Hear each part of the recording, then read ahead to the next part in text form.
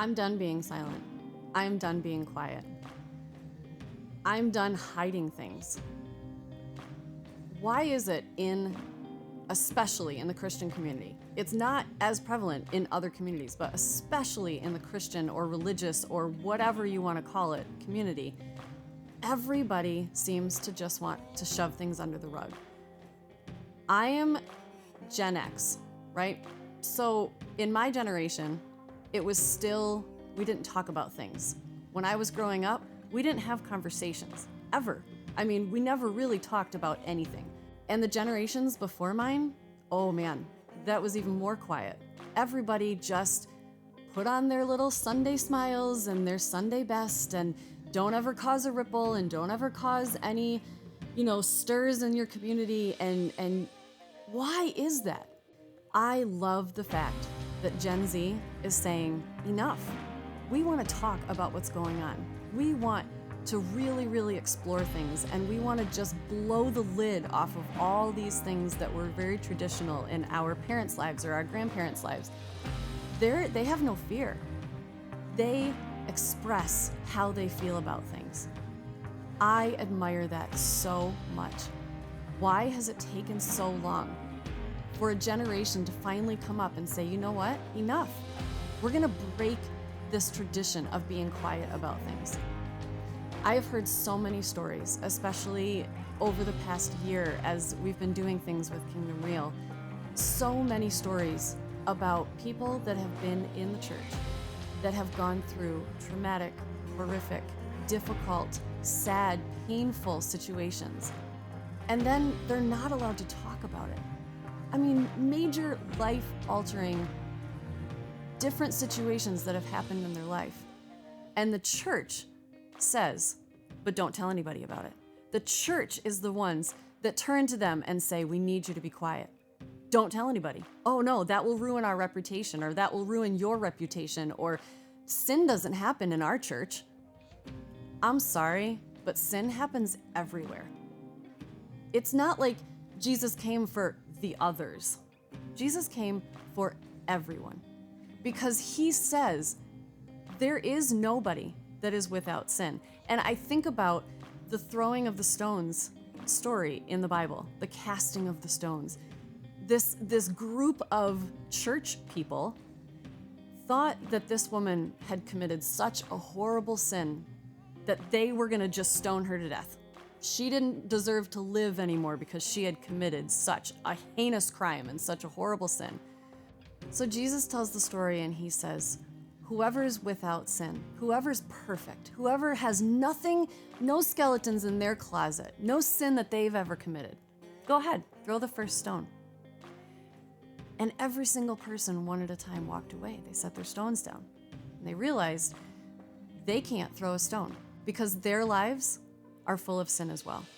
I think about the fact that people live their entire lives, sometimes into their late 90s, and they have secrets that happened in their childhood that they are never allowed to speak about. It makes me angry. I'm making this video because I'm tired of that. I'm really, really tired of people just hiding. Christians, it is time to start talking. It is time to get out there and start sharing what you're going through. I don't remember reading anywhere in the Bible that Jesus said, keep all your problems to yourself and be really, really quiet and never tell anybody what's going on. I don't remember reading that chapter. Maybe I skipped it, but I don't remember hearing that. How many lives do you think that would have been changed if after going through a traumatic event or just an awful time in their life, if they were able to talk about it, if they were able to share about it, how much faster and how much more healing do you think that they would have gone through? Because now it's a double whammy. Now this awful thing has happened to you, and you have to shove it deep down and not say anything to anybody about it. Talk about just a breeding ground for more shame, especially when it's happened to you and it wasn't a choice that you made. That just compounds everything, because then you're completely shameful about it. You're more deeply wounded. And all of that could have just been released had you been able to have a safe place to talk about it. Have you been able to share what happened to you so that it wouldn't happen to others? How many systematic or systemic failures do we have within our churches that are going on generationally that won't stop because nobody has spoken out against it? Nobody has said enough. Nobody has said, this happened to me. And then somebody else would say, oh my gosh, that happened to me too. Aren't churches supposed to be there to help you in your darkest times? Aren't churches supposed to be there to love you and to support you and to help you and to give you the support and guidance that you need when you're going through really, really hard times? Yet why is it the church's response, oh, no, wait, that's too much. We can't handle that. Oh, I'm sorry that happened to you, but that's not something that we can let you talk about. So where is the safe spot? Where is the safe spot that people can go to talk about these things, to get help with these things? Maybe we should be able to start talking about these things. But that would require people to be honest. I want raw, honest, openness, authenticity, all those things that Jesus was. He was as real and honest as they come. When he would get angry about things, he would sit down and braid a whip.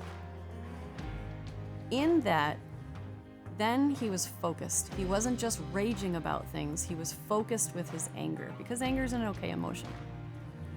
So it's okay. I feel like it's okay for me to be angry about this. But I'm not raging. I'm just looking for some change. I have a challenge. I want you to speak out. I want you to speak up.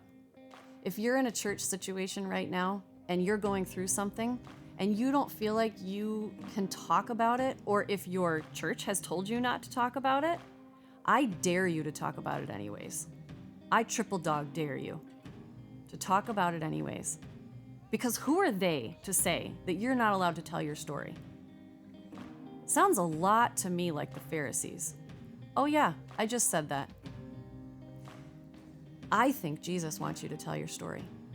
I think Jesus wants you to heal through telling your story. Talking about it, finding other people that have gone through similar situations, ministering to people that have gone through those situations as well. That's how we heal. That's how we heal as a people. And guess who designed us? Oh yeah, Jesus designed us. God designed us to be this way. So why? Why are we just always silenced by those that are supposed to find and help the lost? If you have a story to tell and you want to help people by telling it, we would love to hear your story. Get a hold of me. We have a safe place for you to tell your story.